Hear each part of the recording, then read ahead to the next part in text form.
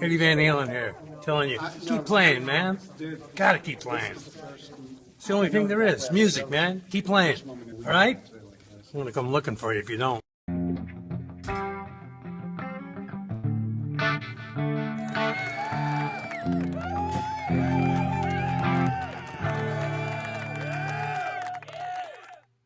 Hello. Bro. Konnichiwa. What's up, motherfuckers? Motherfucker. How's y'all doing tonight?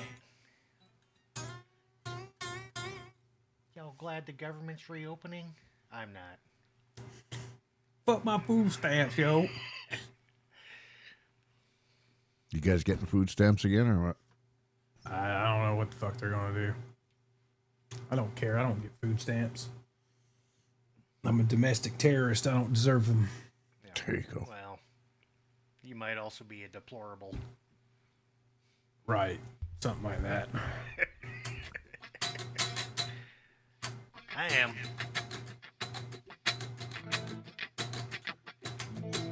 Cool. So it's Tuesday. It's our let's just talk about what the fuck ever show. And yeah. First off, before we get to like anything, I was gonna say you know, big how the fuck do I want to say this? But it's not like morbid sounding. Thoughts with Scott Brockway. I guess he went to the ER a little bit ago. His blood pressure was like 180 over like fucking 110 or some shit. So hopefully our boy Scott's okay. Yeah, man. You see this, Scotty? We're thinking about you. Absolutely. Don't die. So yeah. So there's that. So let's see who's here to watch this shit show. Jimmy, take it away. First one in. Darren. Darboard. What's up, Darren? Good to see you, man. We got Chuck C, who I guess was listening to me last week and went and bought a Tremonti PRS and the charcoal burst. Oh, nice. Nice. Pretty sweet there, pretty clean. Seen it on the old Instagram. We got Rob Blackmore, official, in the house. What's going on, Rob? Yep. Earl Coli. What are we drinking? He's looking for gear talk. Jimmy's drinking polluted tap water. John's probably got some kicking ass coffee. Mm-hmm. And cancer water. Speaking of cancer water, they got this new A&W ice cream sundae zero sugar. Fuck me, it's good. Is it good? What, ice cream sundae? So it's just a vanilla. It tastes like, no, I mean, it's vanilla. Yeah, I guess vanilla fudge, whatever. It's like if you ever had an vanilla ice cream sundae with fudge and you just let it melt. Mm-hmm. Delicious. That's pretty much ice cream soup. And right, ice cream. That's what this tastes like with a little carbonation to it. It's pretty good. CMBR. Whoop. What number is this? This is actually, I can tell you what number Starvell this is. Out of all the ones I've bought, this is the this is the second one I ever bought. Second Charvel. This was probably the one that fucking turned me into the old Charvel nutcase that I have become. This guitar. The neck's on fucking backwards and your paint's running off. Yeah, they ain't hardly no paint on it. The neck's on upside down. But yeah, this is the one that like made me go crazy about Charvels. Wayne McConnell. What's up, Wayne? Hey, Wayne. Boy, KXM Rock. Potty time. Florida Claimers Ted. What's up, Ted? E. Blue Mox. What's up, Chris? Good to see you. Larry H. Hey, Larry H. What's up? Brian Peterson.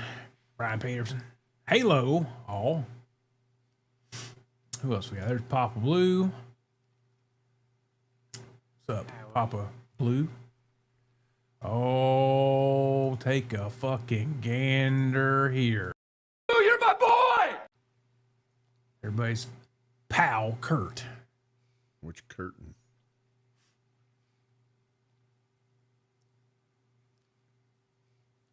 Brad, good to see you, Rad Brad. You missed our show with Rad Brad a couple weeks ago. Go back and check that out. We talked about Floyd Roses.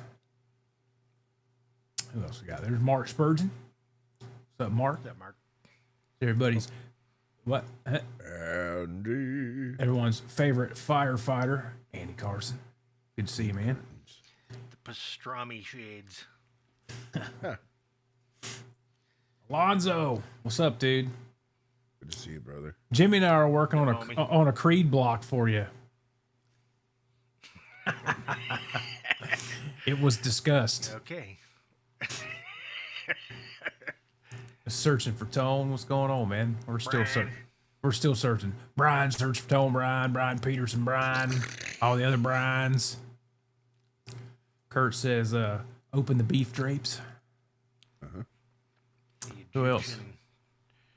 Pastrami. Who else? I want to see the foreskin on Jimmy's third ball. There he is. The man, the myth, the legend of live music. Christopher. Live Sova. Get out, get live, get old, or fucking die. Timmy, it was good to see you for half a second. Thanks for dropping in. Apparently, if you're not feeling well or something, whatever Search for Tone says, feel better. Feel better, Timmy. Timmy. Who else we got here? Sova says he's just a dick. Well, you make me laugh, so. There's a ball sack in there somewhere. We're reckless, arrogant, stupid dicks. Blue Mock says in Seattle, there's a huge market for trading snap for shitty drugs. Then the taxpayers are paying drugs for drugs that kill. Yeah, well, down here they sell their snap for cash on the dollar, basically. I'm assuming Snap is the EBT stamp. cards. Yeah, they do that shit. Supplemental They'll get Nutrition like assistance program. they'll get $600 on a Snap card or something on an EBT card, and they'll turn around and sell it for fucking $300 cash or some stupid shit. I'd rather have the food. Because I gotta get my nails and my eyebrows done. Hurting kids' feelings at Guitar Center is not domestic terrorism. I didn't mean to hurt that kid's feeling. That's his fucking problem. I would have been shocked if you didn't. Brad said, shit, I hit 180 over 110 just putting on my socks. What do you know about the next generation of Fractal Effects modeler? Do they have a release date yet? I don't know, man. The Axe 3 hadn't really been out, but what, 3 or 4 years? Yeah. Apparently there is something coming for it. Major update or major firmware update or No, those guys are super consistent about rolling them out every quarter, basically. I don't follow the Fractal stuff, so I don't know. I only follow it when I'm like toying with the idea of buying it. Mm-hmm. Speaking of buying shit, what's up, Bo? Hey, Bo. What's up, Bo? Dory in the house. What's going on, Dory? Dory McWoman 3. It's like an orgasm in your mouth. When did I say that? I mean, I'm sure I did. What's up, Daniel Berry Sports Highlights? 5851. Good to see you. So is Andy insinuating that there's a ejaculate in your mouth? Yeah, probably with this. There we go. River's a frothy ejaculate. You can say fuck in the chat, but not fudge. Packer. What's up, Mitch? What's going on, Mitch? What's up, Mitch? So on the Fractal, I follow a guy named John Nathan Cordy. Yes. C-O-R-D-Y. Yep. He's awesome, Yep. man. He just did a video on the What's up, next Kush? Fractal happenings. So check him Talk out. about that. Yeah. John Nathan Cordy's a fucking monster player, man. Yep. What's up, Cushman? There he is. Joe Alba. Great playing Brother Joe. Saturday night. Joe. as always. Johnny Bean has a fiddle. JB. Jimmy Biter. Oh, Jimmy Biter. Jesus fucking Little J, Big Christ. B. Little J Big. You know what? That's really good paying attention to detail there, Joe. Because that's how Jimmy's name is set up, with a lowercase j and a capital B.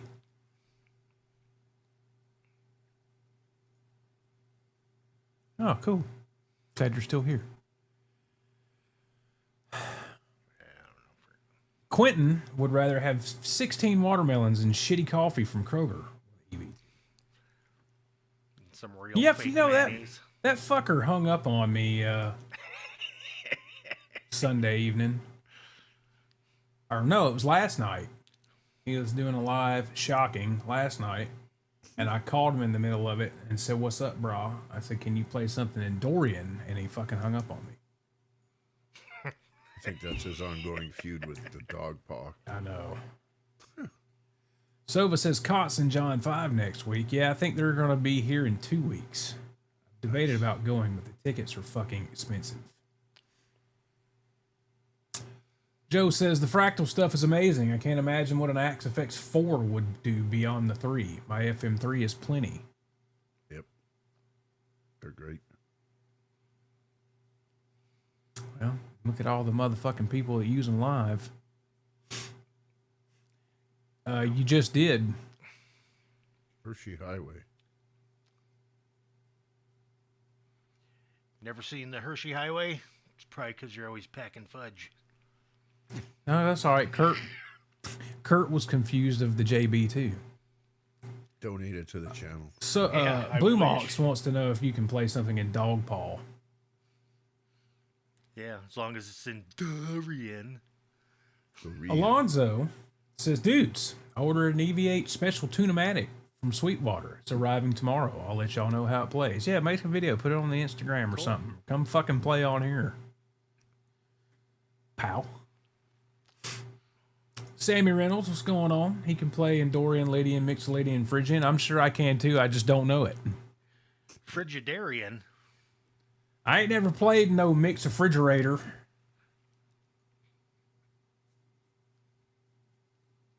I thought there it said Andy Carson is gay. There's Cindy Z. What's up, Cindy? What's going on, Cindy? Dog scale. I use all those modes. I just don't know when I do it because I never learned that shit properly. Look at this fucking guy. What's up, boss man?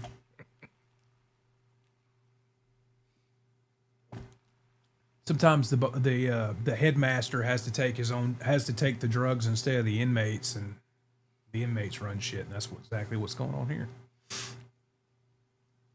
Yeah, Joe says he can play in blue, green, and purple, but I do know my counterpoint rules.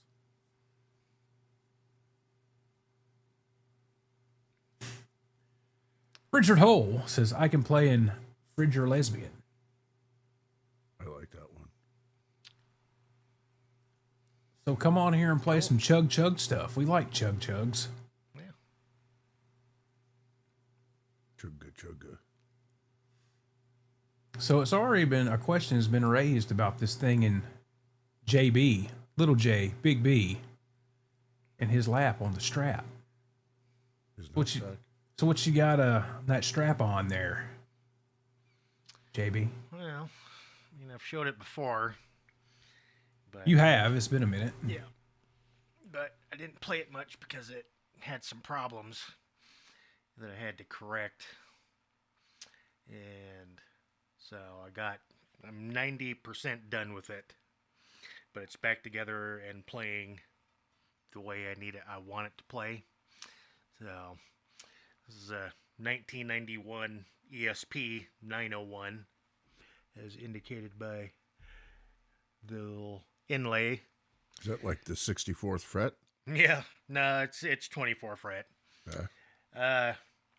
So I've had this for, I don't know, maybe like 6 years, and messed with it a little bit. It was a bucket list guitar because when I was a kid, I saw one of these and I was like, fuck, those things look cool.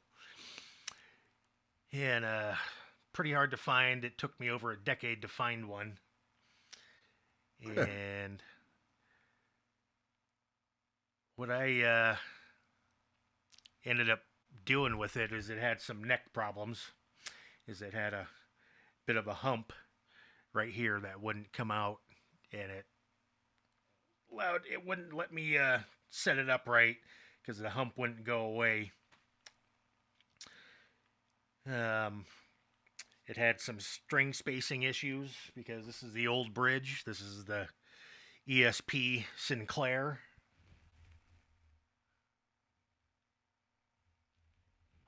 Decent bridge, but the problem is that the string spacing for the saddles is too wide for the neck. So it put the first and sixth string right on the edge of the fretboard, and of course you'd have that fall off problem where you'd bling. And so there's a couple things that were keeping me from wanting to play it, and so it became a case queen. And so a few days ago, how many days has it been? Six. Exactly 6. days.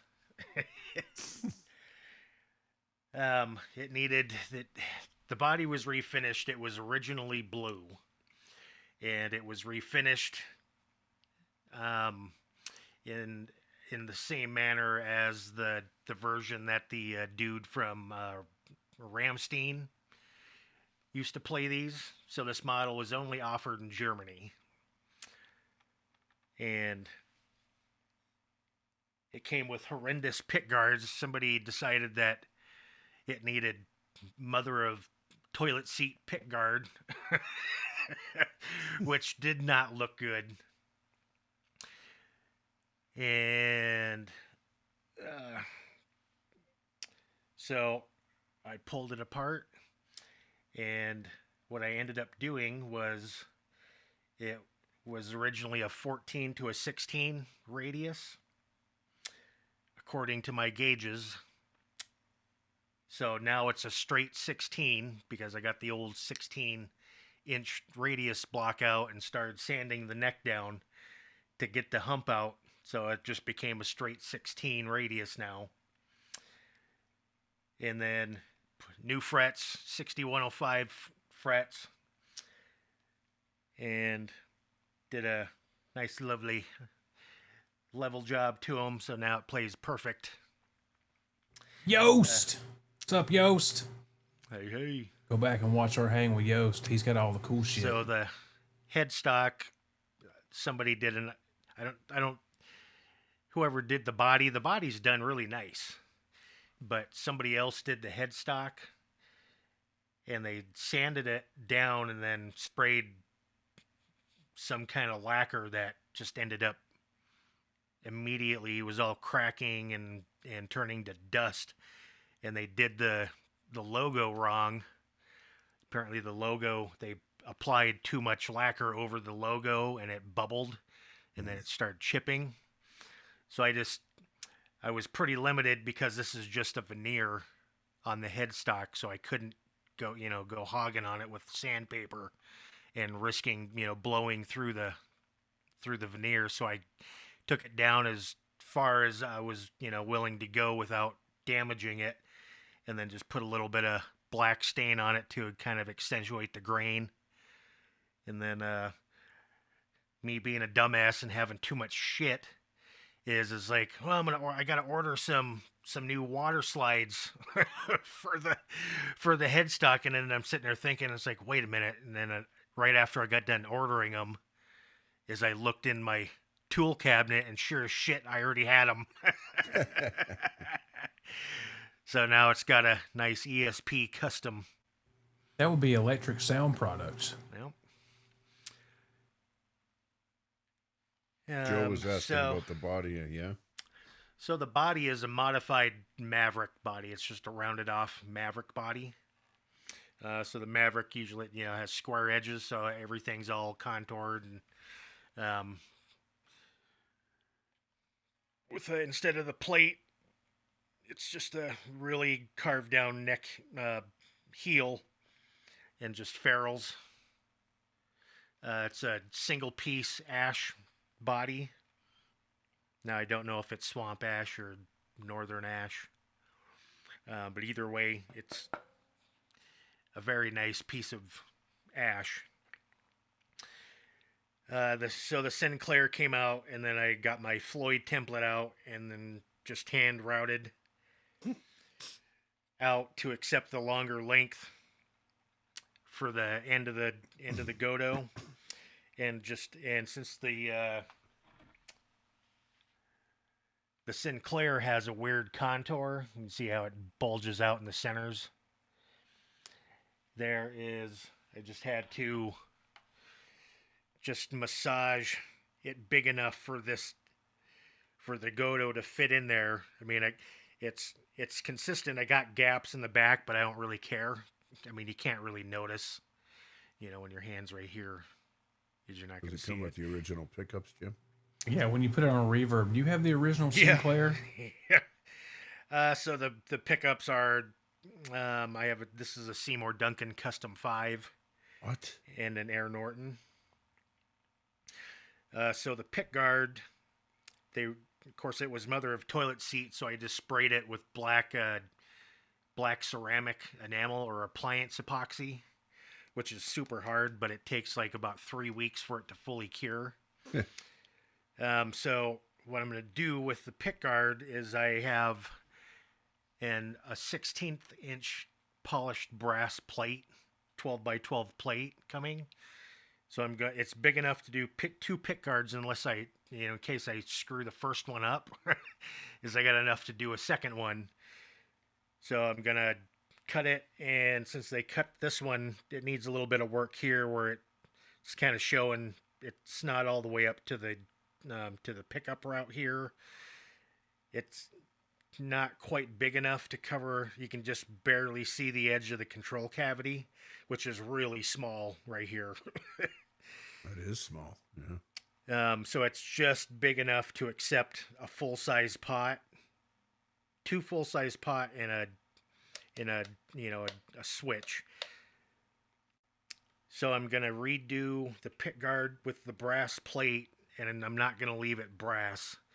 I have some black patina for brass and copper. That looks pretty cool when you patina it out and then clear coat it, and then that'll be the new pick guard on there. So now after 6 years, now I have a playable guitar.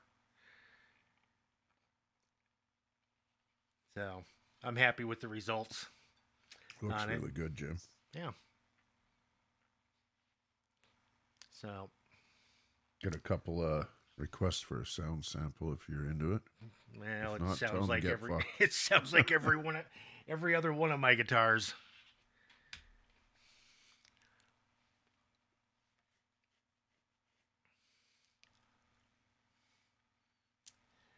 Just leave them So, yeah. hanging there.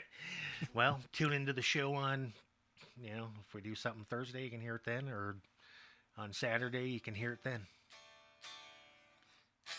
These are just emotional crutches for us. So, yeah. That was a lot of work, Jim. Yeah, I think I got probably the most time was getting the neck sorted. Right. Because it was just sitting there with my 16-inch sanding block, and just, I think I got maybe 4 hours into sanding the neck down, because I was just kind of going slow, because that's something you don't want to fuck up. 'Cause Overdo. There's no going back. Or just a little wood filler, you'd be fine. And the bindings, it's got some. The binding must have seen, because I tracked this guitar when I bought it, because through pictures that I found on the interwebs, and the reason I was able to track it was because of the awful pick guard that somebody put on it. So it got purchased in Germany, went from Germany to Italy, and then from Italy it went to Los Angeles, California, and that's where I bought it from, off of Reverb. And then it's just been with me this, for the last, number of years. So, but I'm just glad it's a nice, playable guitar now. And it don't have to sit in a case and me go, shit. Yeah.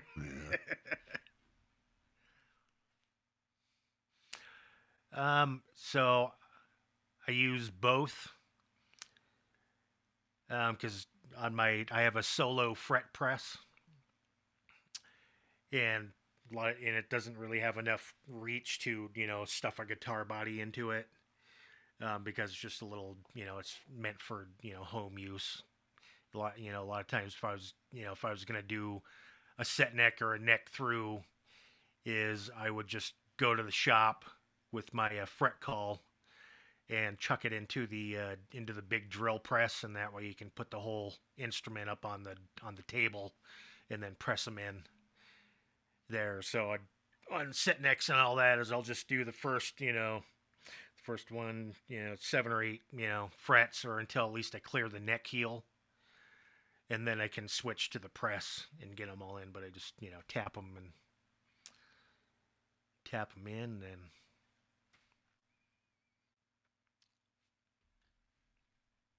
Just tap it in.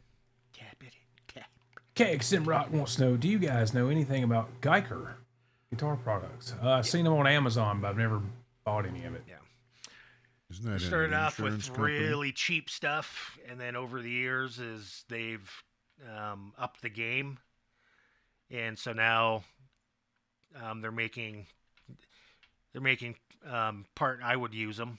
I mean, they've increased the quality of those parts. I mean, they still offer the cheap stuff, but things like bridges and tuners, they make some. I can't remember what the name of them are. They're made by they're made by Geiger, but they come in. You can get them in all like the keys and everything. You can get them in all different colors and stuff. So they're like, they're kind of like, I don't know, upper mid range, to where they're the nice ones, the locking ones with the colored keys on them are like hover around like $80.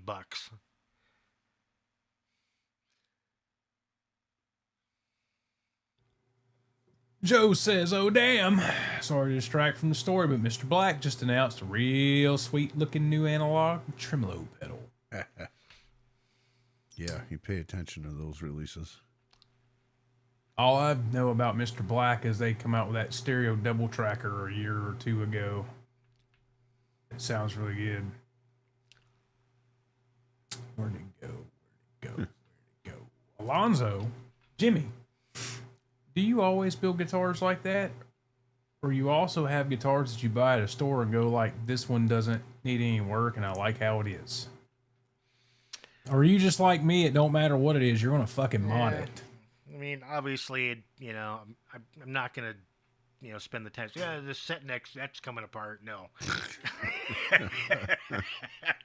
So usually, if those will I just won't buy them, or they'll go down the road. But if it's something I'm interested in keeping, like my Schecter Solo 2 Apocalypse, which is a super nice guitar, is I just do the standard pickup change, and or if I want some different hardware on it, then I'll can't really call it an upgrade. It's just my preference of what I want on a guitar. Yep. But most of my bolt-on stuff is I'll just buy.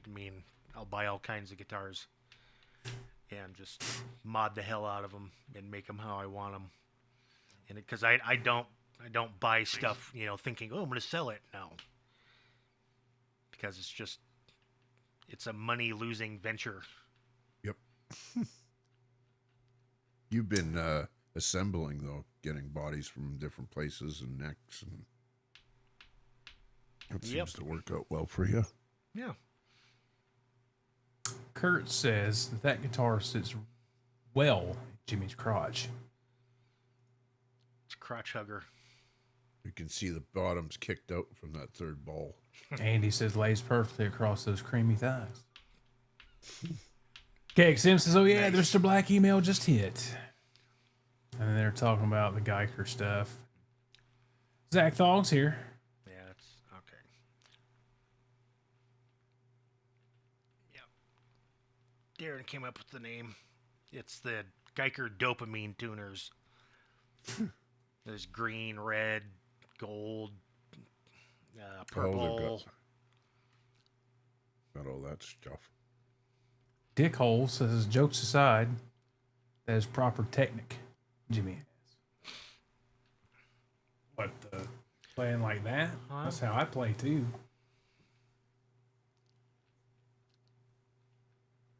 Not me. I used to play that way with it sitting on my right leg, but it fucking fucks with my elbow. Arm starts going numb from the elbow down. It's like my elbow's pinching a nerve in my elbow or some shit. I don't know. I tore the shit out of my shoulder years and years ago. So it feels good like this because it's supporting my... Because you're fucking fat and lazy and you're leaning on it. Good.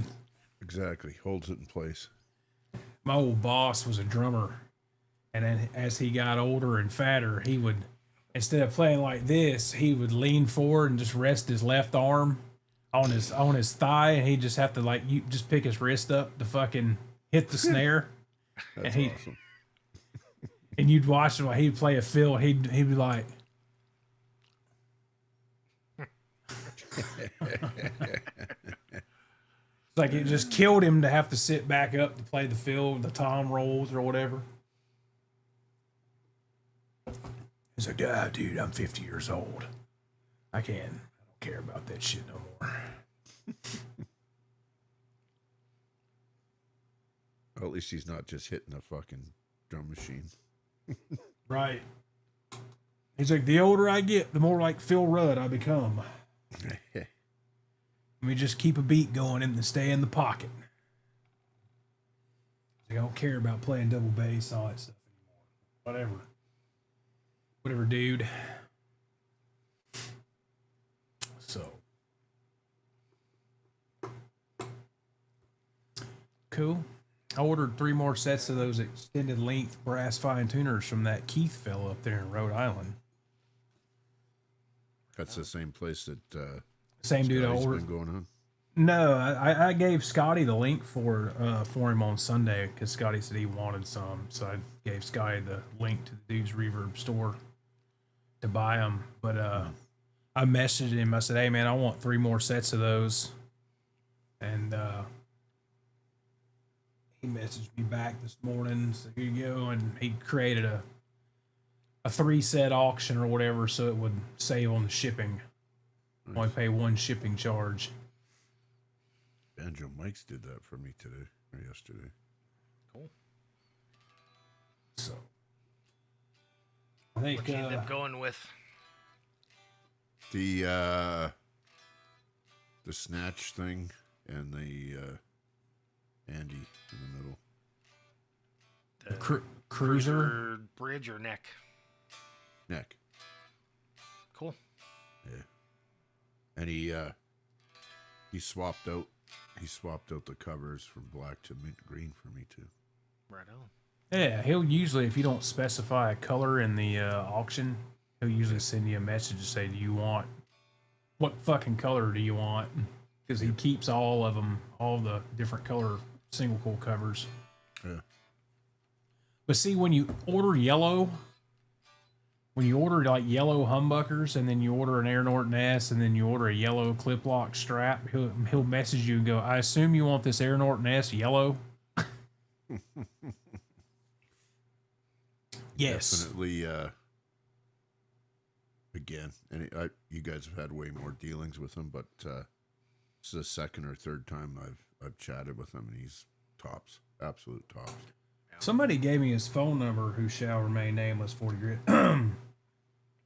So he changed the covers out? Because usually if I order like a different color other than black, is he just throws the colored cover in as an extra. Well, that's what he's going to do. Yeah, he's gonna swap them and then send the black covers. Oh, okay. Yeah, as a extra. And it was like on sale till November or whatever the hell it is, 15th. So got 'em Yeah, cheap. he the one or two Air Norton S's I've ordered from him. He no, it was that Tone Zone S and one Air Norton S because all the other Air Norton S's were ones Jimmy gave me. He's did that. You tell him what color, and he'll just. I think he put the cream ones on there, and then just the black ones were in the box. Right. So, Lonzo wants to know: have you guys ever tried bare knuckle pickups? No, because I'm not paying fucking $200 for a pickup. But the actually, we talked about this the other day. The single coil that Willie made in the neck of this is basically a clone of a bare knuckle trilogy. It'll sound great. So nice, real fat, not a lot of high end. I'll be Single right back. coil, I'll go nice. pay you. nice and rude. 44 gauge wire. It's like 12.3 or 12.6K, and it's not stacked. So, but no, I mean, I've been interested in trying like the Holy Diver and the Audico version of the Nail Bomb. But dude, I can't pay that much for a pickup. You know, if I really want something if I want something like that, I can get all the specs for them and give them to Willie and have Willie wind it, and it's going to be pretty much identical. So, I mean, I've played some guitars that had bare knuckle pickups in them. Ola England's original prototype, Strictly 7. I think it had War Pigs in it, or no, Aftermaths had bare knuckle Aftermaths in it. And I've played one of the Rabia signature Sabres with his silo pickups in it at Guitar Center. I mean, they sound good. I don't want to spend that much money on pickups. Not when DiMarzio's are cheap, and if I want something custom, I mean, I got Willie and he'll wind it up. So there's that.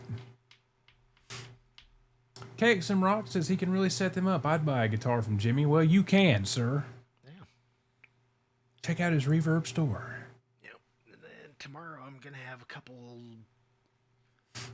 other ones up on Reverb tomorrow, starting tomorrow. I'm going to have a really cool looking Wolfgang on there tomorrow. Got my other parts finally so I could finish it up. Cool. Darren wants to know if anybody knows if other tuner buttons fit on Charvel tuners. Probably. I've never taken them off. They will. You just have to, for the rod diameter and how usually sometimes they're just completely round, or they'll have one flat edge that the key will fit on, slip over. So you really don't know until you pull them off. It can be done, but it can't be done between all brands. See ya, Andy. Yeah, brother. Be careful out there, brah.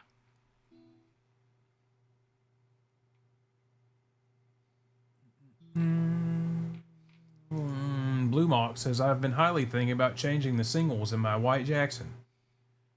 They're 13.3, and I finally said piss on it. I've got plenty of other guitars with proper humbuckers in the neck slot. What's in that? The Duncan SSL 3s? SSL 4s or whatever the fuck they are? Hot Strats or whatever.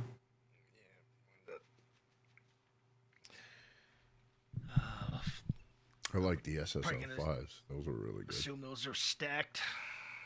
No, not the SSLs. No, not the 5s, the ones in Blue Moxes. Oh, right. Yeah, they may be. So He says it's the SSL 3. So when you take a reading on them, you're also reading the other coil. So your resistance really isn't going to reflect final output on them, because like in this guitars, I have the Ibanez C1, the IBZ USA C1s, which are stacked single coils, and They also read 13K, but the actual output is more like around 8.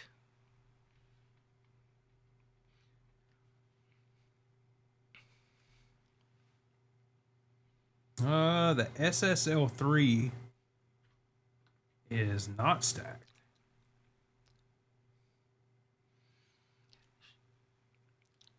So they're just loud and noisy. Let's see. Joe's saying it's not Sir Low Wine singles like the old ML Braylon vintage. Yeah, I may get there eventually, Joe, but this cost 2 pickups and shipping costs less than 1 Sir pickup. So we'll start here. And I've had some really good luck with the Cruiser in the past. Holy shit. Seymour Duncan says they're like 15.85K. That is hot. Let's just get a lot of wines.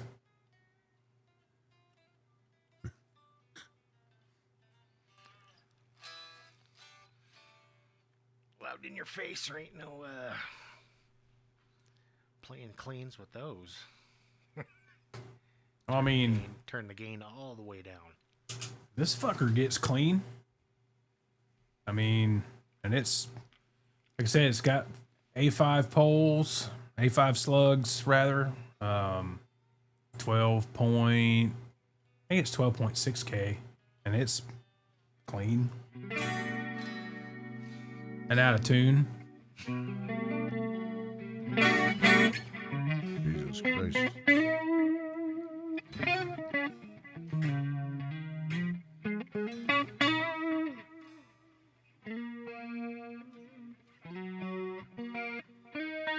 There it is. Oh, yep. Yeah, shit, the chat's been corrupted now. Yeah.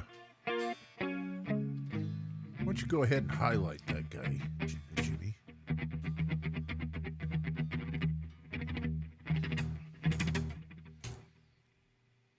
Stretch If your I can legs. yet. I don't think I've...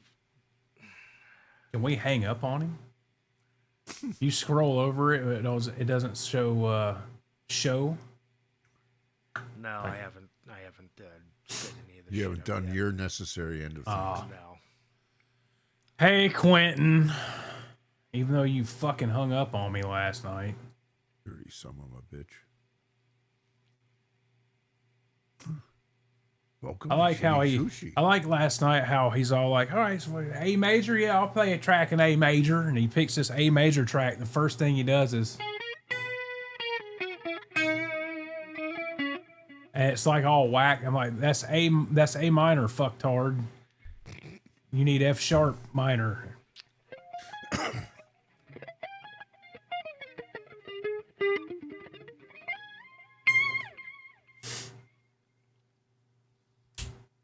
It was funny. He played like 30 seconds of it in A minor, knowing he said A major.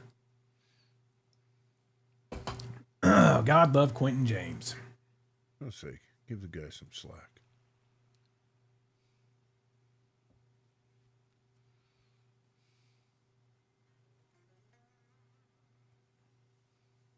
So, still shouldn't have hung up on me. That was very rude. Wow. That's what upset girlfriends do. Jesus. Exactly.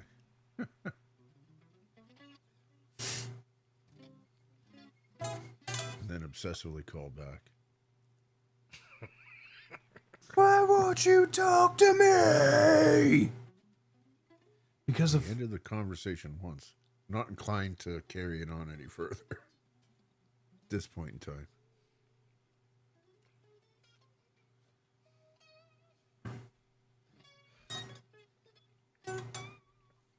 yeah, no. It's like the one time the ex decided she was going to scream at the top of her lungs at me over the phone. I pulled a Quentin James on her ass. Click. Phones need to come with a slam button. Right. That's right.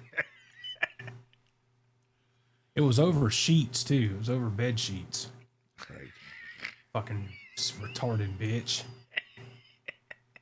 I just bought us a fucking badass king size bed.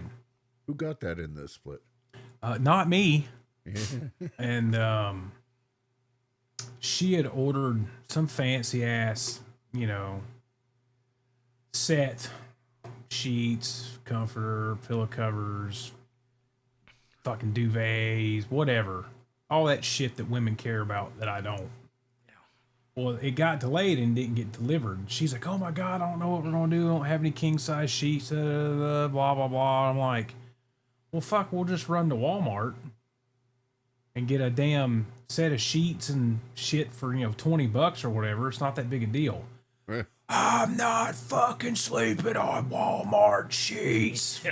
And just lose. I'm like, it's one night. It's gotta be 800 thread count Egyptian cotton, you She fuck. fucking lost it, dude. And like at the top of her lungs screaming, which I took offense to because I didn't grow up fucking in a well-off family. I slept many a years on fucking sheets from Walmart. Thank you very much. Yeah. So as soon as she started screaming, I was like, click. I'm out. Well, you need a backup set for when you get drunk and piss the bed or she has a period fucking slime on the new sheets. You need a backup. Christ. I'm hoping he just left the mattress full of, sweat and carb farts. You should have pissed on it before you left.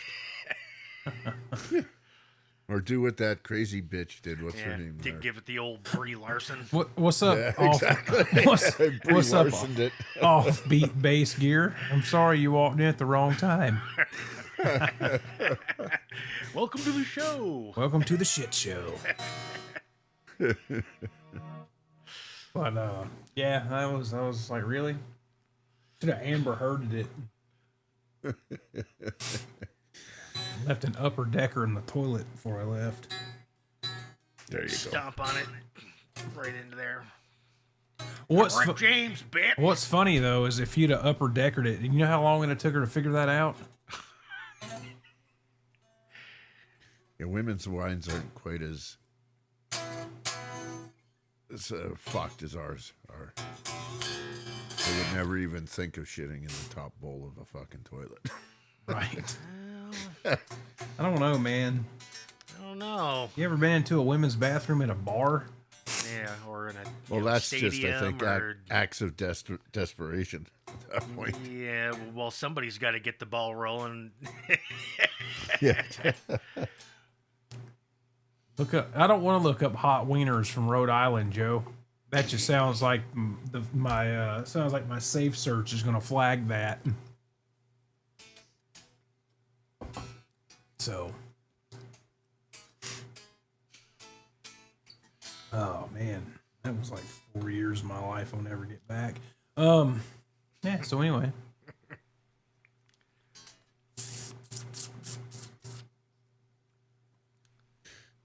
Now I just anxiously await getting my Ford bonus into January. Any more ponderings or musings on which six strings will occupy that bonus? Well, I talked to Willie yesterday, and now he's planted ideas in my head. Do share. If you're so inclined. It would be another build, Right? and it would be based off one of these fucking things. I mean, he built them. He built them for a living, But I like. Oh, really? Shitty walk. I want a shitty sushi. So I know you John, you've seen the Charvel Dave Gilmore had in the early mid '80s. Yeah. Yeah. They did those in a few different colors, and one's of like a a nice flame top with a royal. It's like a royal blue burst finish, and they did that same color for like the 20th or 25th anniversary. Same shit. One humbucker, brass knob, brass 6-point trim, you know, all that kind of stuff. Uh-huh. What's up, Quentin? Hey, brother.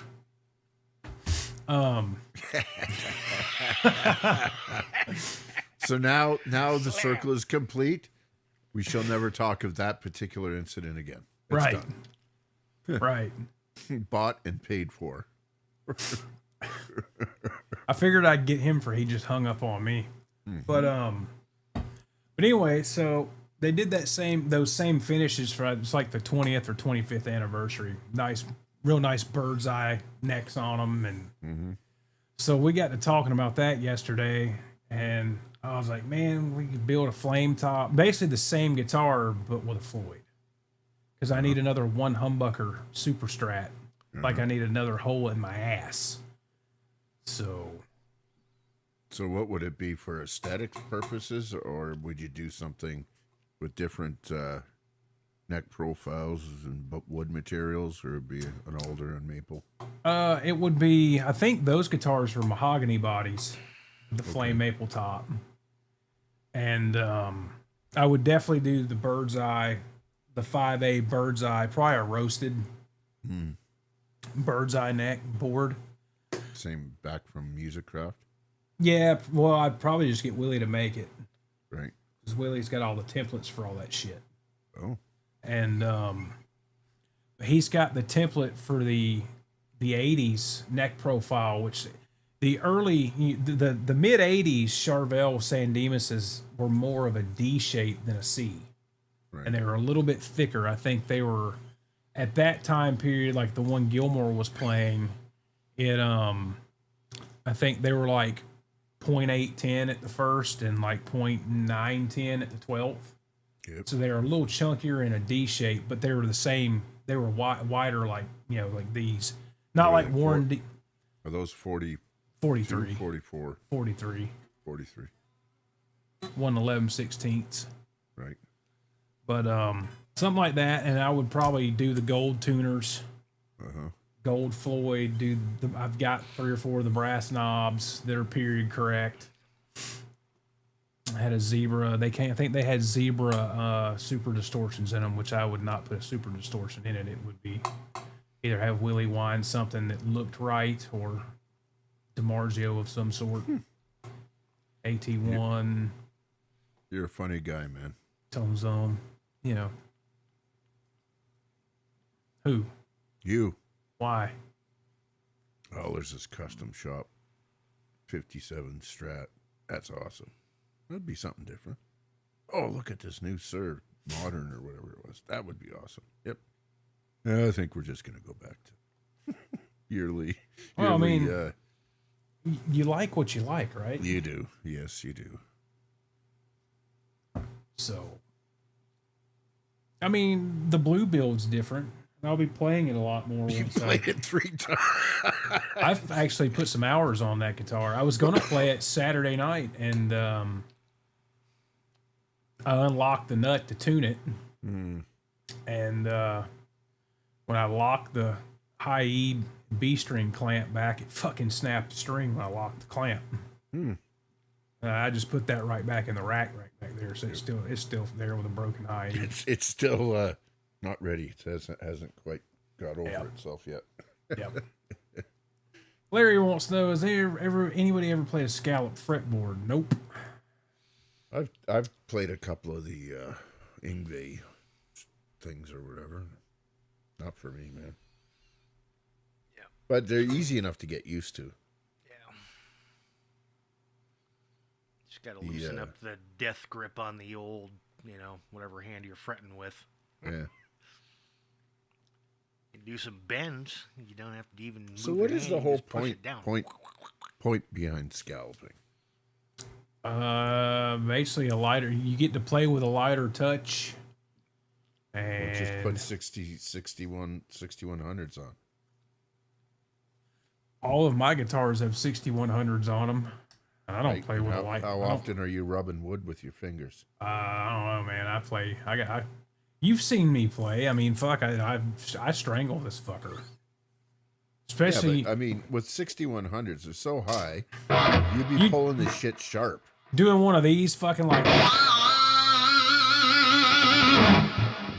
I mean, or the old. No, but the whole idea for the scallop thing is shredding, right? And you're being able to do that. I don't see how it's much different than a 6100 for that.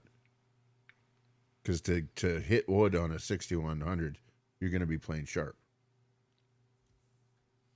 And Joe is right. The gems have, I think it's the 20 to 24 gem. Yeah, it's the last 4. Yeah.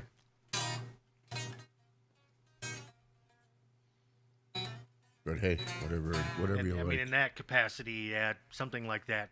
I mean, it does make it easier to play because you a lot of times you're less apt to choke the string out. I mean, with that little dip, little groove in there, you get a little more positive grip on the string. Yeah, there you go, Blue. There you go, Blue. Yeah, they were doing that shit in the 70s and stuff when jumbos weren't a thing. Yeah, that makes total sense.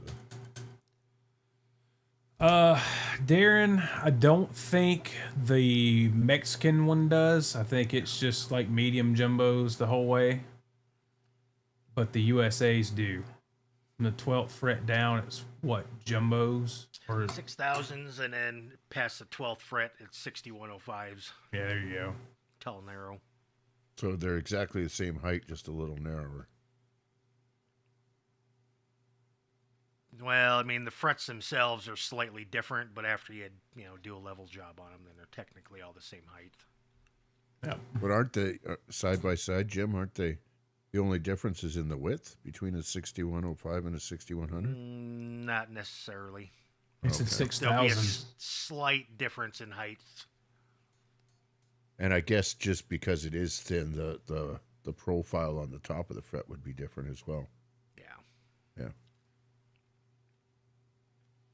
Yeah, I mean, get them sharper as far as a tighter crown. Yeah, yeah. yeah, I mean, like looking at the 6100s, there's not a tight crown on the 6100. No. They're It's, kind of it's like, fairly wide. yeah. And I have Willie when he does my levels and shit. Yeah. He leaves them a little bit wider than they're supposed to be too. Right. So 6105s are kind of my sweet spot. I did the one build with the Kramer neck with the super jumbos, and yeah, there was just between that and regular jumbos. It's like, oh shit, there's a huge difference, and I was immediately just fretting shit out of tune. I was like, okay, I play this one, I gotta Play 3 lighten up the chords and grip you got a flathead screwdriver. Out you Right. fucking come.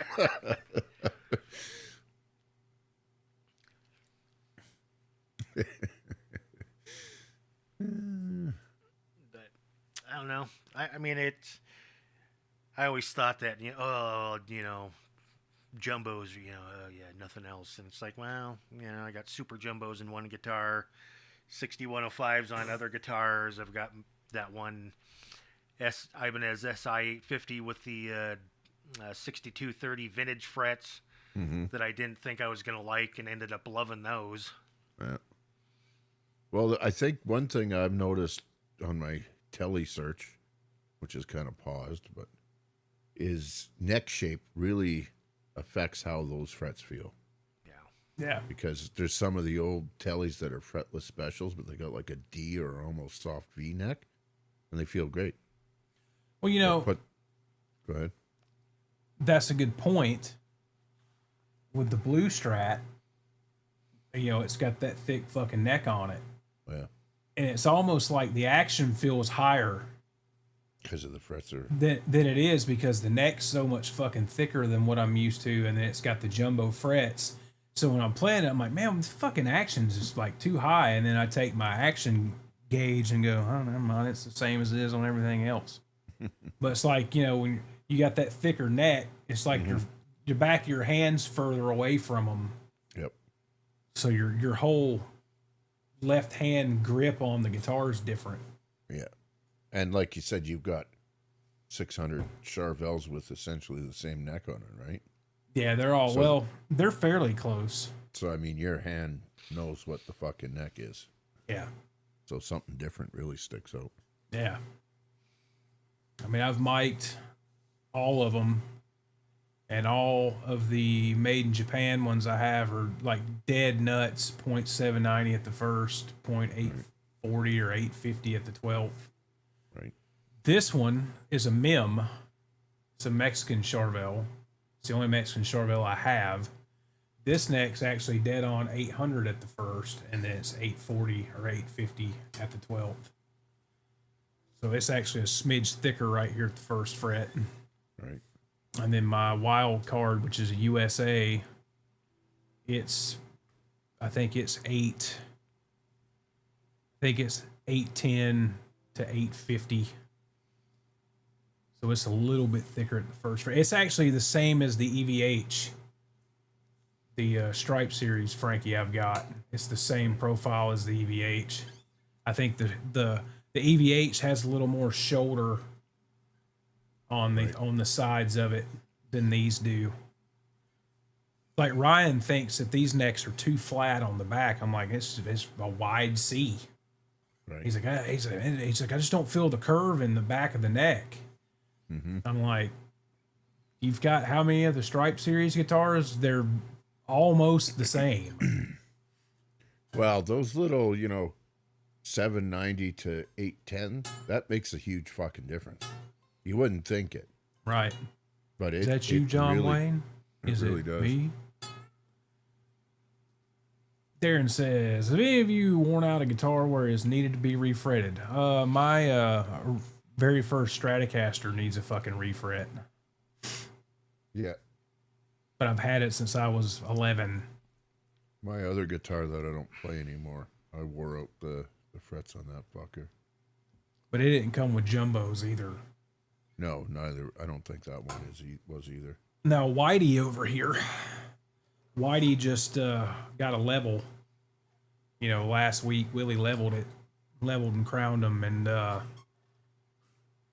think the next go around, whenever it's ready, it's going to end up needing a refret. But I didn't wear this one out. I've had this guitar, I think February will be a year I've had this guitar. And, but the guy I got it from toured this guitar for like 10 or 11 years. And it's pretty beat. But the neck, and Willie agrees with me, out of all of the Charvels I have, this one has the best feeling neck. It also is probably, even though I love my wild card, this one probably sounds better. But it's got that, it's played in. I mean, you can tell by how dark the neck is on the damn thing. This thing's been played. KXM Willie is Randy's version of Steve to me. So Willie, Tech and Luther and and I'm trying to get Willie to come on here one night. He said he would. Willie is Willie Houston. He started in the guitar business at like the ripe age of 21, working at the original Charvel Jackson factory in San Dimas, and then stayed there when they moved to Ontario, California, and I think he was there until 91. And then so Steve, just to run parallel, was Ibanez, but basically the same shit. right. He started in the UK. But yeah, Willie was there with all the legendary guys, your Mike Shannons and Mike Eldred and Steve Stern and what's the Glenn Matei's old Dan Lawrence. All those guys started at Charvel. And so Willie did, 7-8 years throughout the entire 80s there, basically from 83 on. And then he worked for, he moved to Bainbridge, Washington, and worked for Warmouth. And the only reason he quit working for Warmouth was it was like an hour and 30-minute commute. And then I think he ran his own shop for a little bit, and then he worked for Yamaha, and Did some stuff. Worked with GMP there for a bit, No, Kurt, I could not. making pickups and doing assembly for GMP. Because him and Dan Lawrence are good buddies. So, and then he moved to Georgia like 7 or 8 years ago, and I've known him for like the last 5. It's been life changing, I tell you. That's what happens when you find your one true love. That's right. But yeah, man, I'll always rep that dude. So Seems like a real stand-up guy, and fuck, yeah, man, he's cool. He's a car guy, so he calls me about car stuff, and I don't mind because he's old school. Him and John, the guy that owns the music store that he does the work for, they're the old school mindset, and they'll barter, they trade, they barter. It's funny. These guys know. I don't want to say out loud how much Willie charged me for a fret level and crown, but let's just say his prices are like in 1995. For you. Well, my buddy Anthony, he's refretting his Eric Johnson Strat. I met Anthony over there last night to drop his Eric Johnson Strat off. He's got the one with the rosewood, the bound rosewood board. It's not the Virginia. It's like that teal bluish color with a rosewood board and neck binding. And he was like, "You think Willie could refret that?" I said, "Yeah, he'd do it." So I asked Willie, I said, "Hey man, my buddy wants the Strat refretted. A little bit of, a new nut. And I said, it needs tuned up, man. It needs some work." He's like, "Yeah, no problem. Tell him to drop it off at the store." He was probably having about a week and a half, maybe. And he shot the price out, and even I was just like, my jaw hit the floor. Like, dude, really? That's like fucking Friends and family discount. So I texted Anthony and told him. He's like, "Are you fucking serious?" I'm like, "Yeah." He goes, "Dude, meet me over there tomorrow." He's like, "Man, he's like fucking 200 bucks cheaper than everywhere else I've called." I said, "Yeah, Wow. and he'll probably do a better job." No. Absolutely not. California. Tons of videos with John, sir. Yep. That guy is something else, too. Yeah, Fucking probably the most notable one for me would be when he was on Tone Talk. hell. With Pete there when they went like 6 hours. Yeah. And they weren't drinking? Yeah. Well, they were, but nothing like the Jake or anything. That's because John Sir's a fucking nerd like the rest of us. Yep.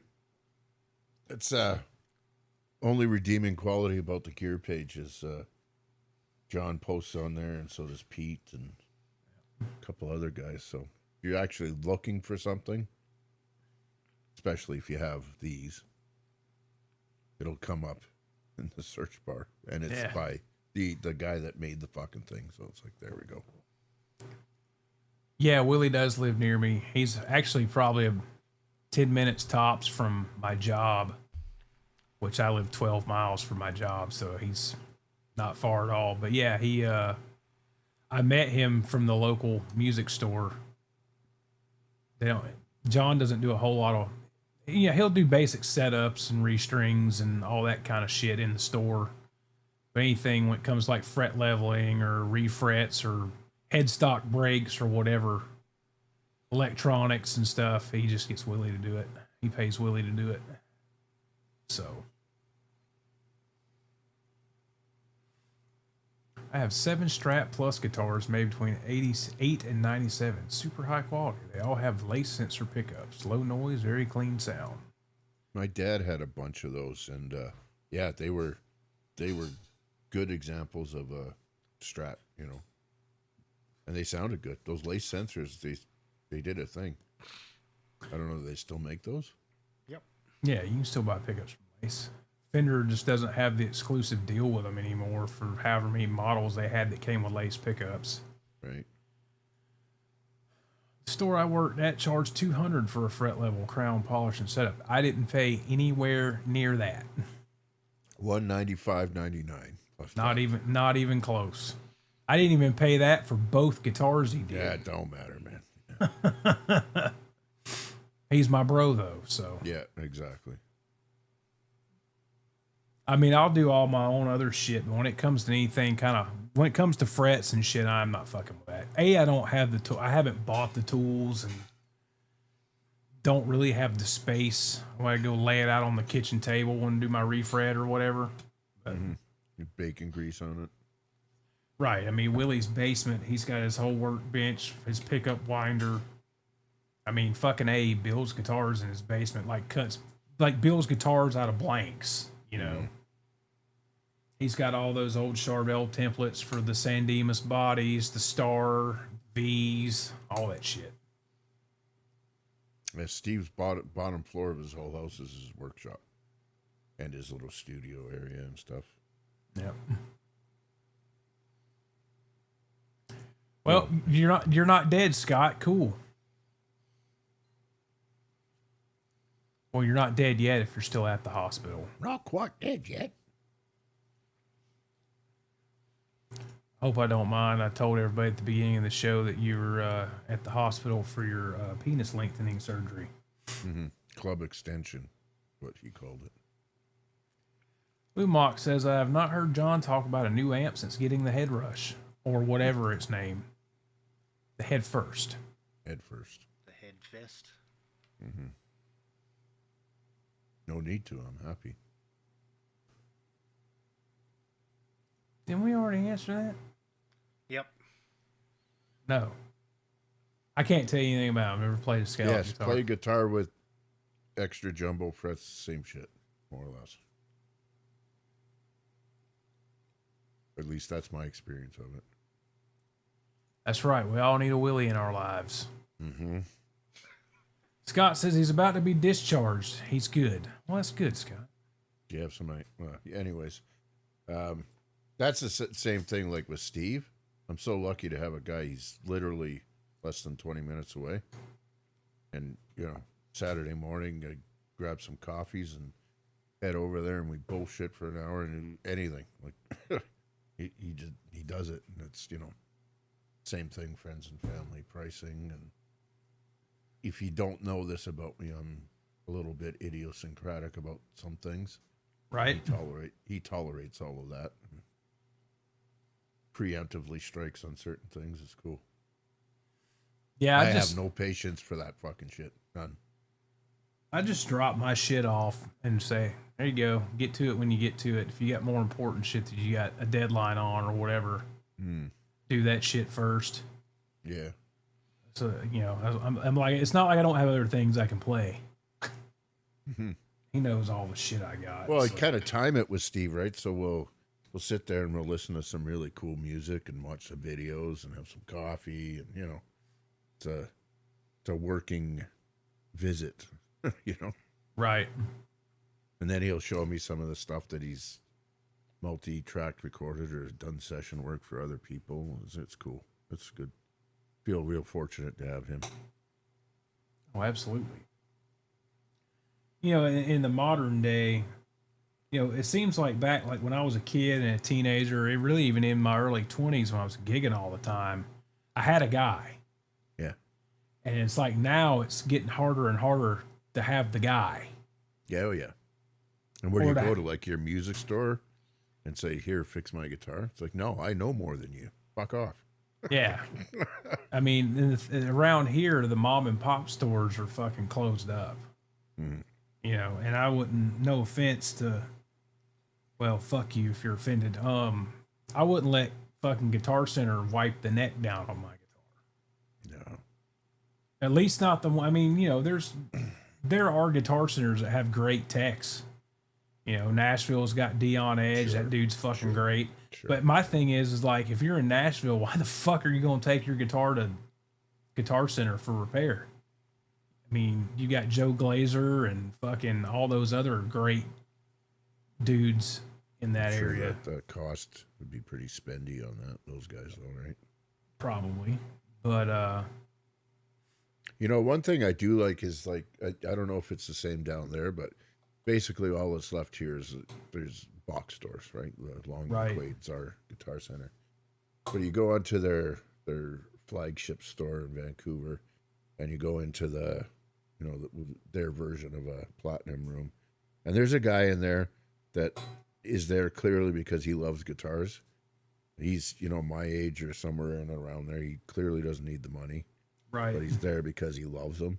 And you go in there and you chat with this guy for an hour. He's like, "Oh man, try this, that I really like." But you go to the front counter, like your basic walk in the store and all the fucking racks of bullshit guitar.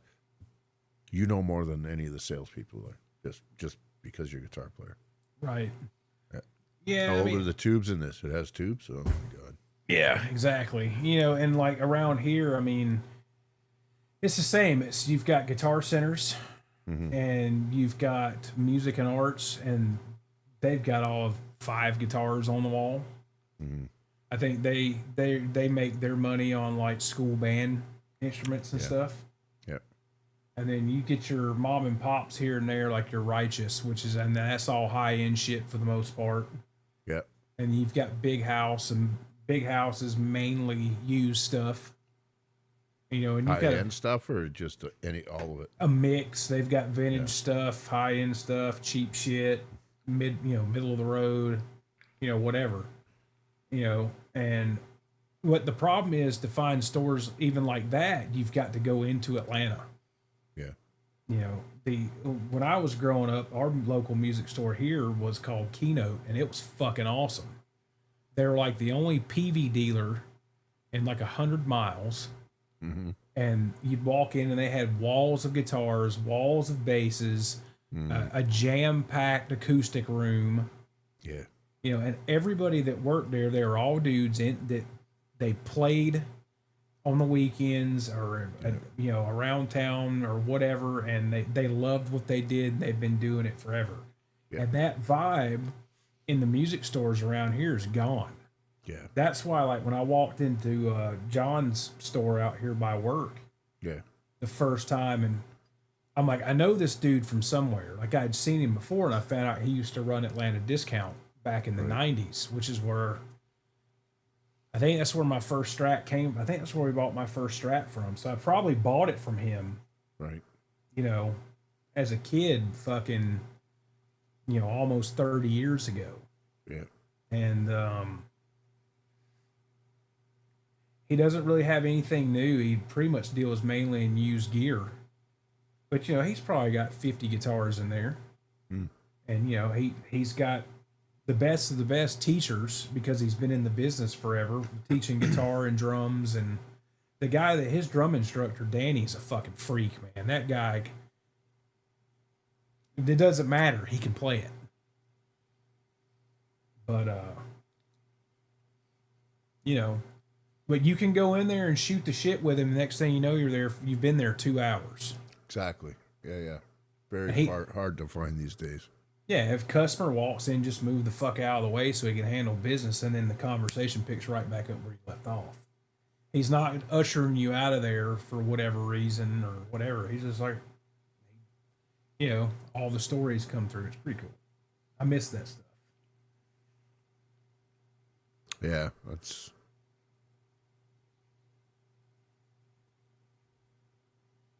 Sam Ash before I close it off.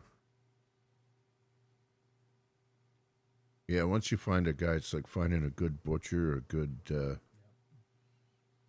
vegetable person.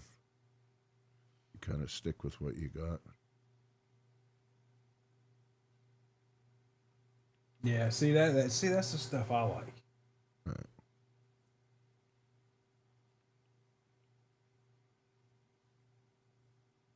Yeah, and that's where the money is, right? Right. The beginner shit and the starter packs, and who the fuck's gonna spend $5,000 on a guitar every day? Right? Yeah, I mean, you got a real fucking guy there, man. Yeah, we've got a place out here by the Mall of Georgia called Southeast Guitar Repair. and the dude that runs it's the guy and his wife, Barrett and Mindy, and they've got 4 or 5 other luthiers in there. And he trained probably 3 of them because he does a like an internship thing, and he's got an online guitar repair academy that you can do online shit, and then you come in and he'll tell you, all right, you got refret this, it's got to be to these specs, and he'll give you an exam or whatever, and if you don't suck, he'll certify you and probably offer you a job. Right. And they do great work. I've had one guitar worked on by them. It's 50 fucking miles away. Yeah. And okay, so it's 50 miles away, and okay, their southeast setup on a Floyd Rose guitar is like it's like $150. Right. Yep. Hey, Earl Cole, I have been to Massachusetts Street Music. I had the old dude appraise this 53 Fender Telecaster that I scored in Kansas City. Where is that guitar now, Jim? Not here. All I know is that I made a pretty penny on that fucker. Good for you. Yeah. Long gone. That guitar actually paid my rent in Kansas City because I had rented it to a studio. And they, of course, they had it fully insured and all this shit because it's like, well, it's a genuine 53 Telecaster that, I happened to score for, the price. It's not a Telecaster. That's a broadcaster even, isn't it? Esquire, probably. Well, I don't know. Did it have 1 pickup or 2? No, it had 2. Okay, that's a Telecaster.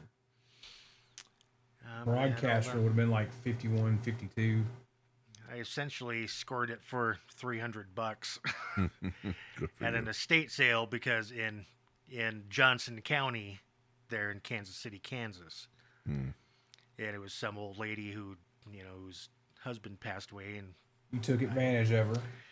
and she would, you drive Peeled the around scab because, no, fuck this. I mean, these people leave brand new TVs and couches and shit because they don't want to deal with them, so they just put it on the street, and it's like, oh, people will take it. So I'll take something worth I $75,000 stop in and for $300. Why not? I'm looking around, and here's this in the corner of the garage that's bigger than my house and garage that I live in. Yeah. There's 2 guitar cases, and I go, oh, okay. So I walk over there and I open the first case. Says Gibson on the outside. Well, it's a 1978 Gibson Les Paul. I was like, okay, well, that's interesting. And then I opened the other case, and I was like, oh shit, poker face. And so the old lady was like, I walked over to the gal founder, and because I avoided the dude that was running the sale, because it's like, I don't want to fuck with him because I gotta go to the source. He knows what's what, maybe.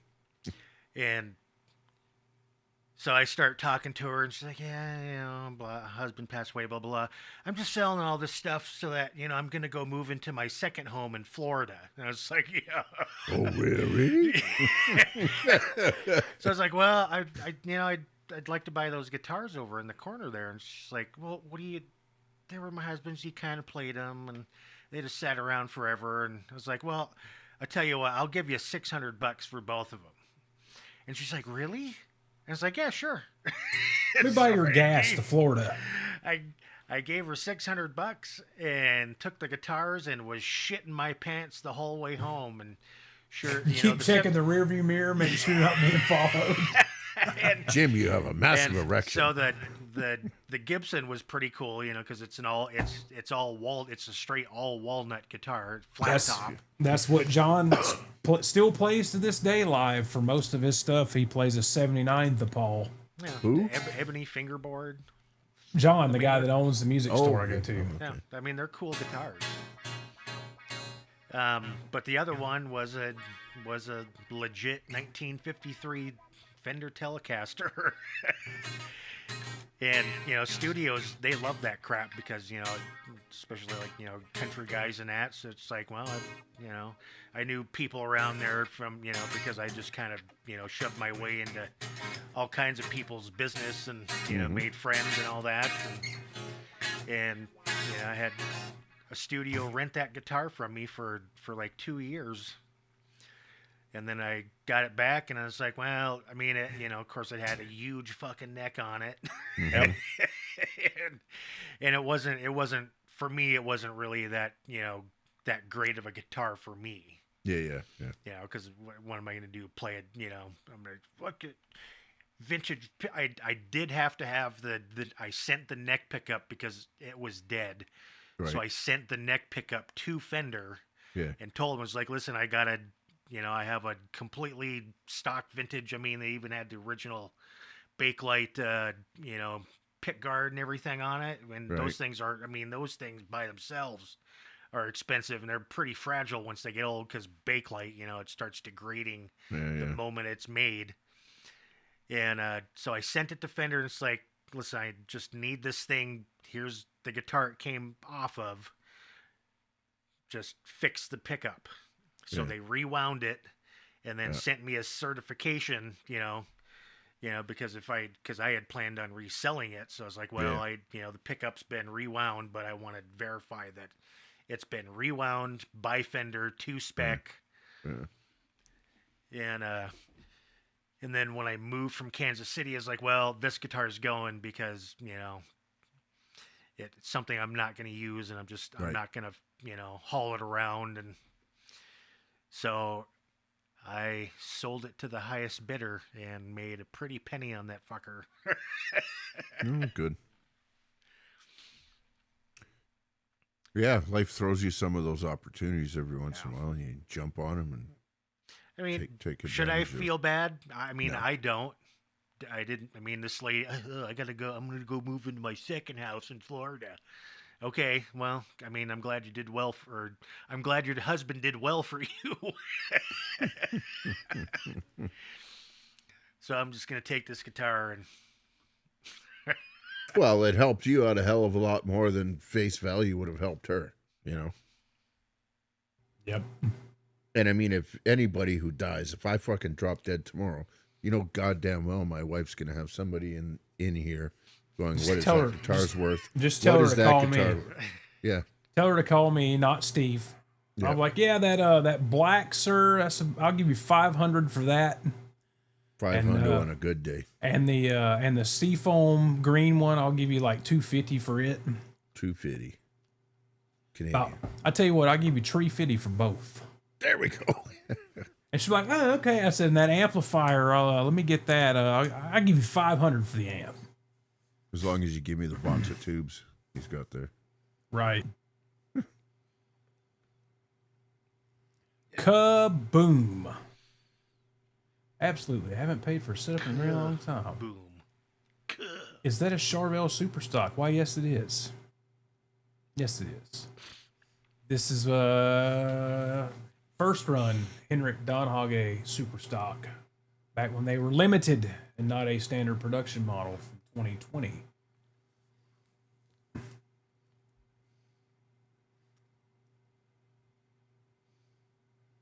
Yeah, you don't play that one very much anymore, right? Well, it's an E flat. Oh, there we go. We don't ever play anything in E flat. Unless it's a cover. Yeah, like Alice in Chains, and then we play this. I'm working on a couple other Alter Bridge tunes, drop C sharp, so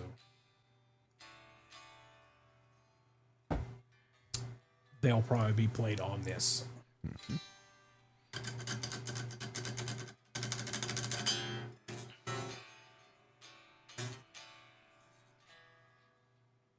So cool. What the fuck else is going on here? Did you ever answer Earl Coley? He want to know when you lived in Oklahoma or when you lived in Kansas City. So that was from the beginning of 2011 to October 2016. Damn, you were there longer than I thought.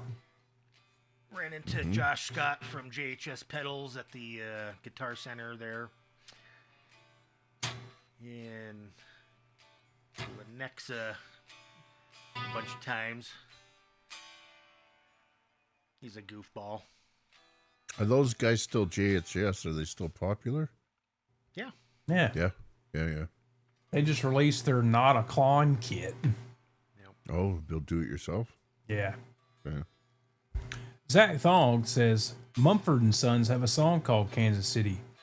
I had no idea. I don't listen to Mumford and Sons because every fucking song of theirs sounds like a Dukes of Hazzard car chase. Yeah. We could do Sanford and Sons. I live in a wreck in the yard. The JHS, I had a AT, the Andy Timmons. The Angry Charlie. Fuck, that is, I never should have sold it. I have no use for it, ever, but that is a great pedal. Everything sounds good. You turn the knobs any which way and it's good. Can't remember what it's called. Angry Charlie? Yeah, Sammy Reynolds. Yeah, he just did some Jack White thing. That he just said Jack White, and I was like, yeah, okay, whatever. That pedal was an at, like that's what it was, a fucking at symbol. Yeah. Right? Yeah. E.T. Yeah. Awesome. Really good pedal. One of my favorite boxes ever. Yeah. It's a Marshall in a box, though, right? I don't know. I was interested in that bonsai that Mm-hmm. with the 9 settings for Tube Screamer. Oh, I thought that was because they have one that's fuzz. It's like every fuzz ever, and it must be called a kamikaze or something like that. Well, makes good stuff. Yeah, he seems. I haven't watched him in a long time, but he always seems pretty. By the people, I mean, love the people. I always liked it because, I appreciated the fact that, he plugged other people's stuff more than his own. Mm-hmm. Caused a lot of people, a lot of polarization within the community about, we all remember the Bad Monkey thing.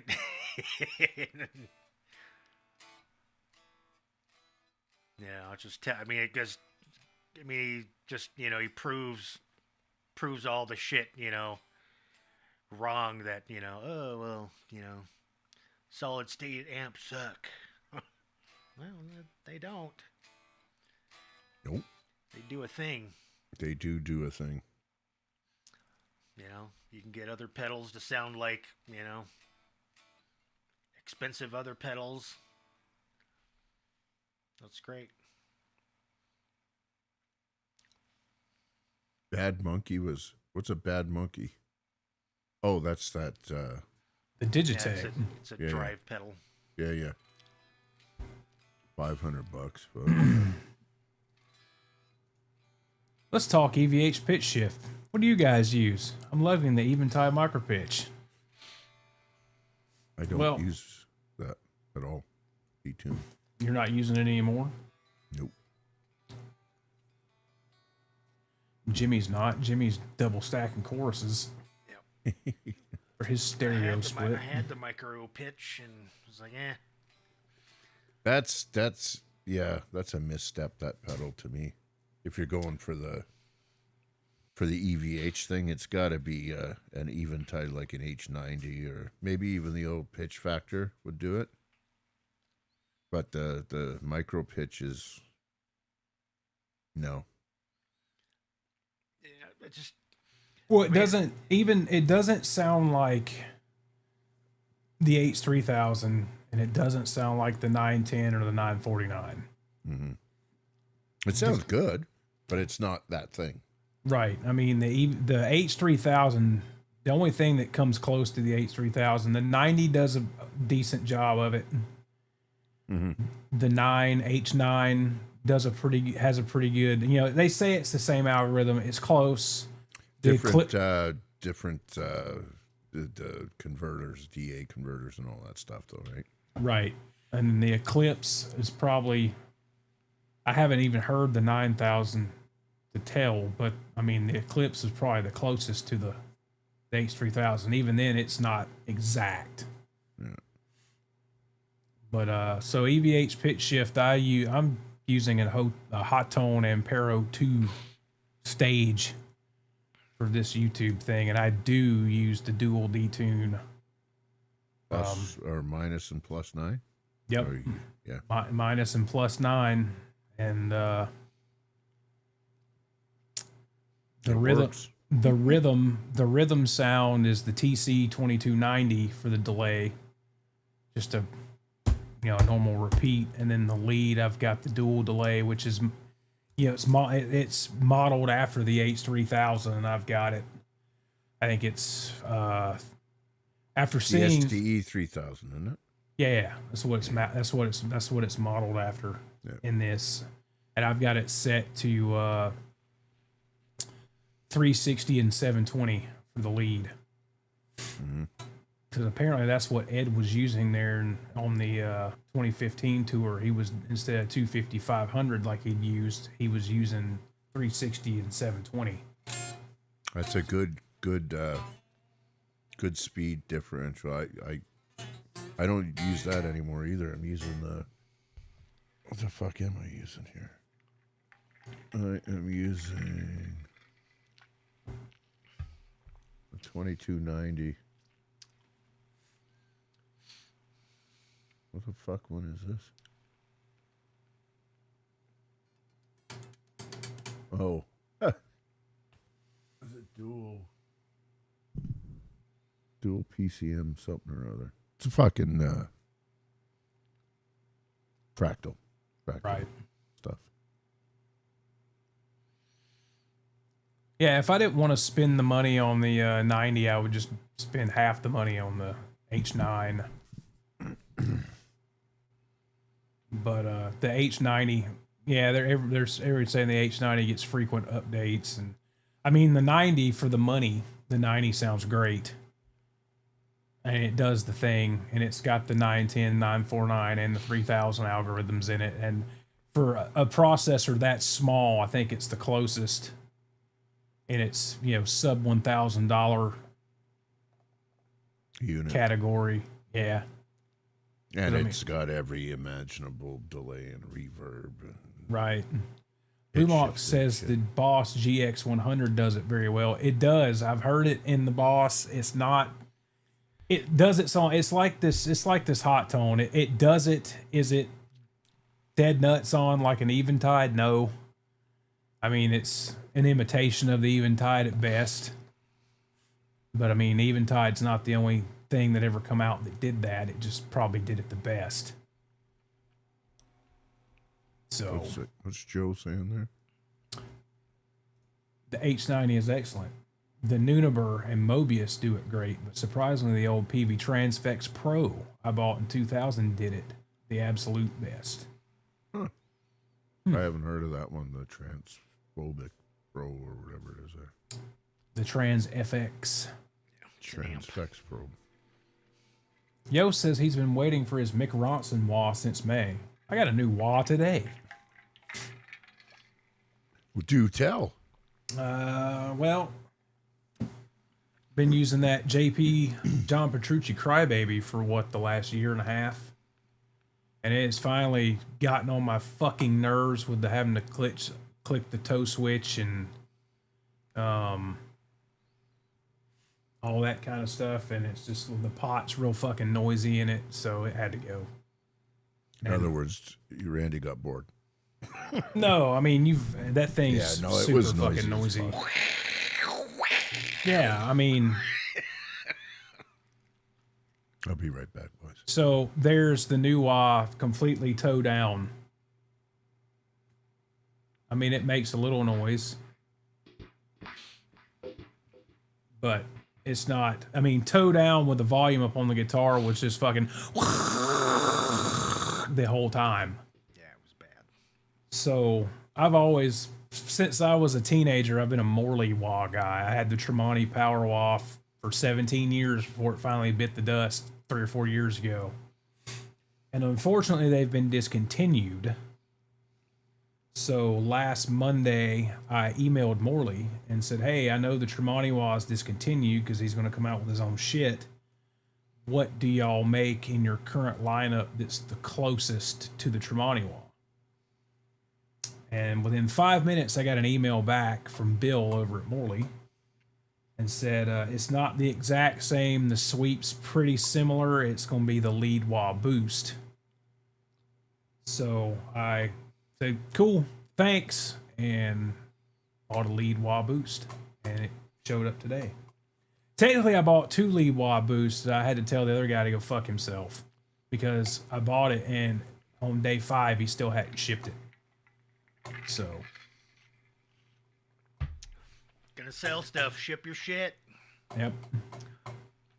And there was no, when I put in the refund request, Reverb didn't bat an eye because it'd been over 72 hours and wasn't delivered to the post office. So, but yeah, so now I've got to get back used to the sweep of a Morley since I haven't used a Morley in 3, 4, 5 years. I've been on the Crybaby thing already. So it's, you know, they're the 2020s or whatever. So they're smaller. They're pedal board friendly because the old Morleys were fucking huge. So it's actually like the exact same length on the pedal board as the Hotone unit, Hot Tone, whatever the fuck. So it fits perfect on my pedal board right next to the Hot Tone, and you know, I've only had it in my possession for about 4 hours and haven't played it that much, but it does its thing, and it's got the 20 dB gain boost on it, which the way it works on the lead wah boost is if you have the gain knob set at 10 o'clock, it's at unity. If you go to noon, it's the same gain boost that was on the old lead wah, which was like 5 dB or whatever, same gain structure. But if you go below 10 o'clock, you actually go below unity. So if you're playing clean and want to play some 70s porno jams, it doesn't distort and give you the gain boost when you're doing it. And then I guess anything over noon is just, full on's 20 dB. I've got it set at about 2 o'clock. So it's just, just a smidge extra. So, but yeah, I loved my Tremonti Wah, and I thought about picking up a used one on Reverb. But the problem, there's since they're discontinued, people are asking top dollar for beat to shit wah pedals. The fucking, they had like the rubber diamond plate looking grip on the treadle, however the fuck you say it, and most of them had like been pulled off and glued back on, or they were ripped up, or they were just, the thing was just beat to shit. I'm just like, I can't justify spending $120 on that. So I stole this one from Pro Audio Store. They already had it on sale, so I sent them a 15% off offer, and they accepted it. And then when I got to the checkout, they sent me another 10% off coupon code to use at checkout, and by golly, I used it. So I ended up getting these. They're $200 new, and I ended up getting it for about $60 less. So I figured that was a pretty good deal. So now I'm not even going to put this JP Wah on fucking on Reverb because it sounds like shit now. So probably gonna get chunked in a box and get buried somewhere. So there's that. Yeah, dude, my USA Jackson Adrian Smith came from Pro Audio Store, and I got like, I don't know, I think $600 off on that thing. That's back before they were $3,000. They were like, I think 2,100, and they were at the time they were like 2,500, and so I got free shipping, and they, so yeah, $400 discount.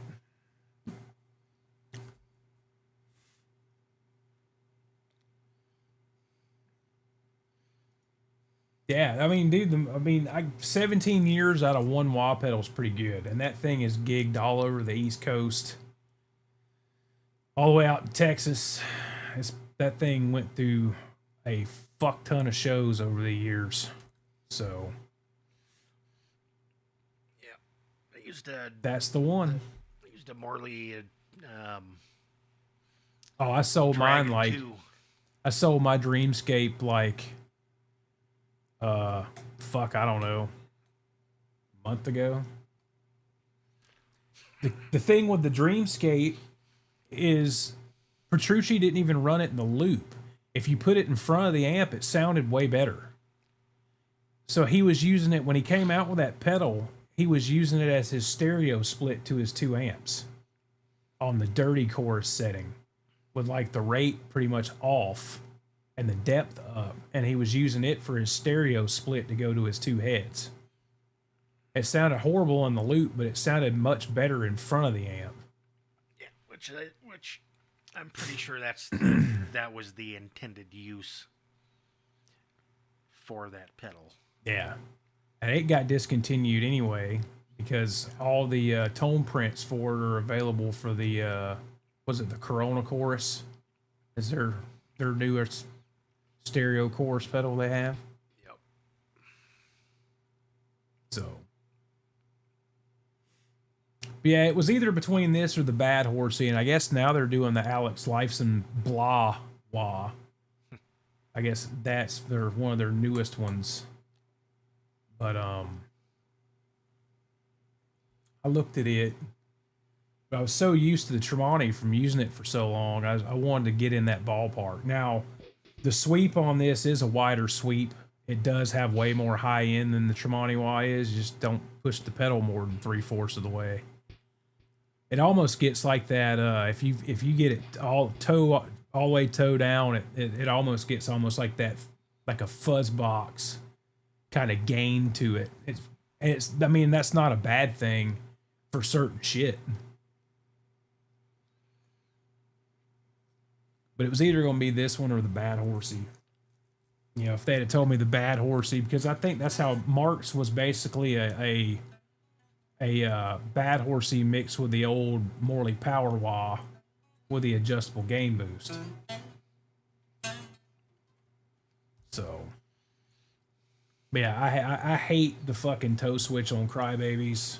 I'm so glad I don't have to fuck with that anymore. So.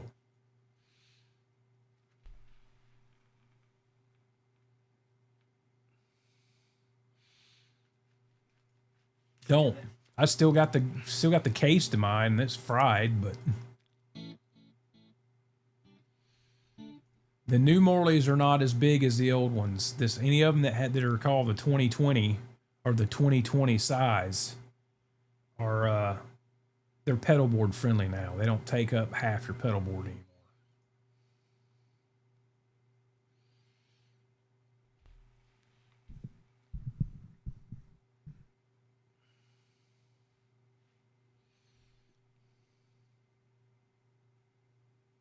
So yeah, that was my new piece of gear day. And I'm not going to buy anything else until I get my bonus. You funny guy. You funny guy. You lie lots. You ride rots.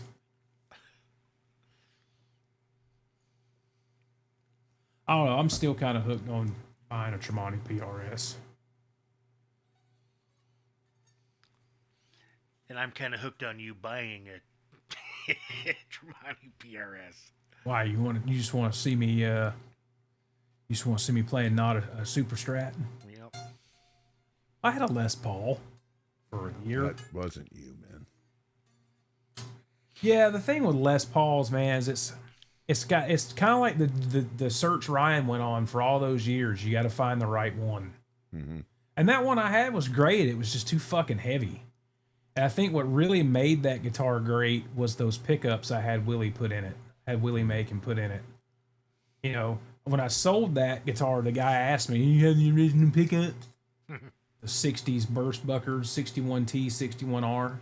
I was like, fuck no, I sold those things like 6 months ago. Sold the set for like $220. Because they're like $350 from Gibson. And No, Alonzo. I asked about that. They just said, well, glad you got 17 years out of it, basically. But the guy I sold it to, he was like, I'll try them out. I'll probably end up putting some custom buckers in it or something, blah, blah. I'm pretty pure on Gibson pickups. And I mean, that's cool, man. I said, you know, if you end up getting rid of them, I said, sell them back to me. I'll buy them from you. And about a week after he got the guitar, he sent me a message on Reverb and was like, these are the best sounding fucking pickups I've ever had in the Les Paul. I said, well, here's the dude that made them. Here's his website. If you want more of them, email him and he will make them. So.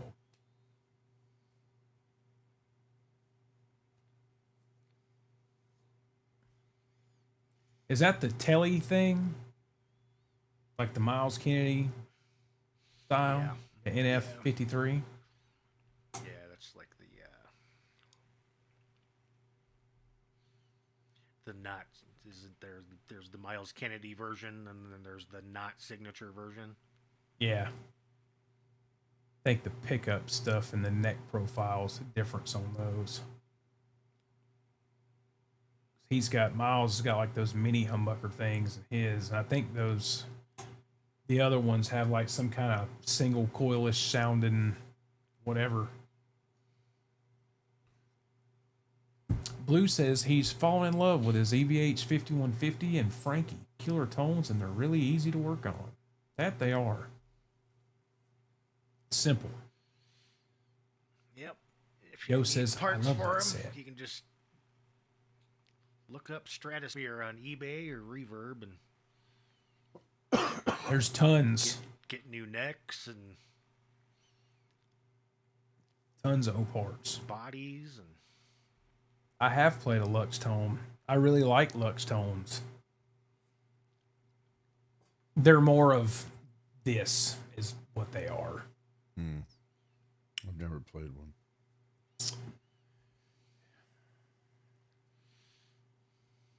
Well, Yost, my 61T and 61R was microphonic as fuck. You could sit here and talk, and all of a sudden it would come through my damn headset, my voice like echoing through the pickups of the guitar.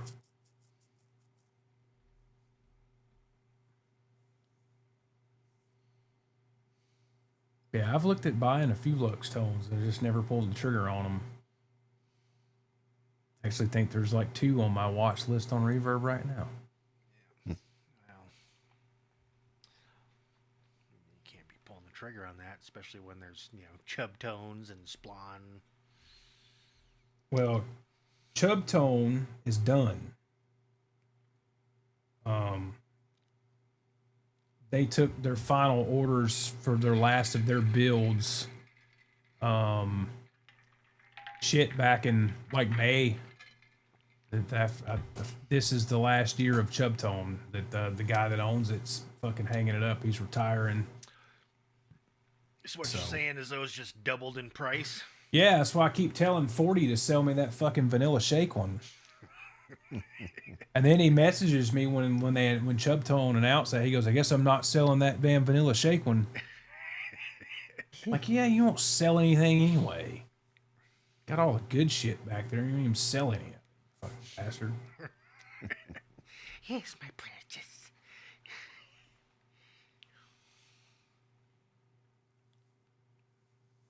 Yep, Ghost, mine were, they were pretty microphonic. Means you're not playing loud enough. Exactly. Is it me, or can you get the best out of an EVH amp with EVH pickups? No. It feels like they were made for each other. Well, it was R&D'd with them. It just sound, I mean, of course, it was done that way. That amp was actually R&D'd with the Seymour Duncan made Frankenstein pickups before the Wolfgang ones. So, yeah, I mean, I get it. I mean, it's obviously a match because it was his stuff and that's what he did, But I've heard plenty of fucking guitar players that play EVH amps that don't use EVH pickups that sound phenomenal.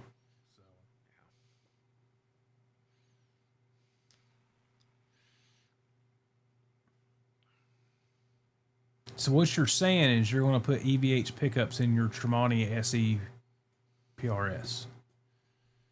That's what I'm getting. Not gonna tell you no. Do whatever you want, man. That's the best part about all this shit, right? Be like, whatever, I do what I want. It's the best part of this shit. Just do whatever. Don't keep things stock. Stock is not fun. Whatever, I'll do what I want. Hey, Scotty's home. Good deal, Scott. Glad you're right, man. Mm-hmm.